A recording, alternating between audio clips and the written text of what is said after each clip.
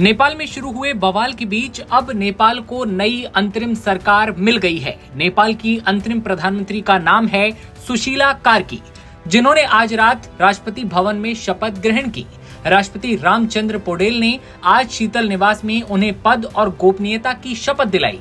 कार्की नेपाल की पहली महिला प्रधानमंत्री और कार्यकारी प्रमुख बनी हैं। पहली पीएम बनने का रिकॉर्ड बनाने से पहले उनके नाम पर पहली चीफ जस्टिस बनने का कीर्तिमान भी रहा है। नेपाल में तख्ता पलट के 3 दिन बाद आर्मी, राष्ट्रपति और जेनजी नेताओं की कई बैठकों के बाद ये फैसला फाइनली लिया गया। इससे पहले नेपाल से आई तस्वीरों ने हर किसी को डरा दिया था। हर तरफ आग, तोड़फोड़, बहता हुआ खून और लूटपाट लगातार हो रही थी। नेपाल में 9 सितंबर को जेनजी आंदोलनकारियों ने तख्ता पलट किया था। संसद, राष्ट्रपति भवन और पीएम ओली के निजी आवासों को आग लगा दी गई थी। इस हिंसा में अब तक 51 लोगों की मौत हो चुकी है। 1000 से ज्यादा लोग जख्मी हैं। सेना ने जैसे तैसे मोर्चा संभाला। और अब बात करते हैं नेपाल की अंतरिम पीएम बनी सुशीला कार्की की। सुशीला का भारत से भी संबंध है। बता दें कि सुशीला कार्की नेपाल की पहली महिला चीफ जस्टिस रह चुकी हैं। 1952 में जन्मी सुशीला ने 1974 में बनारस हिंदू यूनिवर्सिटी से पॉलिटिकल साइंस में पोस्ट ग्रेजुएशन किया था। वो नेपाल के सर्वोच्च न्यायालय की पूर्व मुख्य न्यायाधीश हैं और इस पद पर आसीन होने वाली एकमात्र महिला हैं। कार्की 11 जुलाई 2016 को मुख्य न्यायाधीश बनी थी।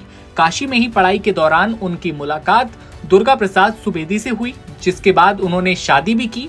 कार्की अपने माता पिता की 7 संतानों में सबसे बड़ी संतान है।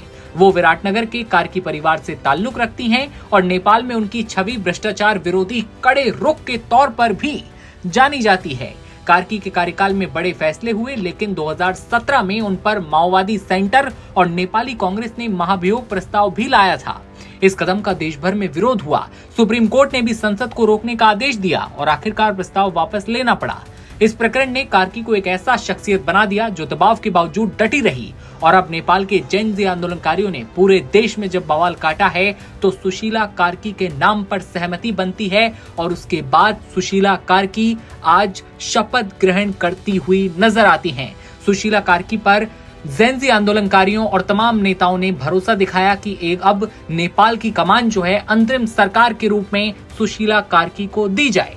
बता दें कि केपी शर्मा ओली की सरकार गिरने के बाद आंदोलनकारी चाहते थे कि कोई ऐसा नेता नेतृत्व करे जो निष्पक्ष हो और साफ छवि वाला हो। लगभग सभी राजनीतिक दल, सेना, आंदोलनकारी गुट और राष्ट्रपति की सहमति के बाद सुशीला कार्की का नाम फाइनल हुआ।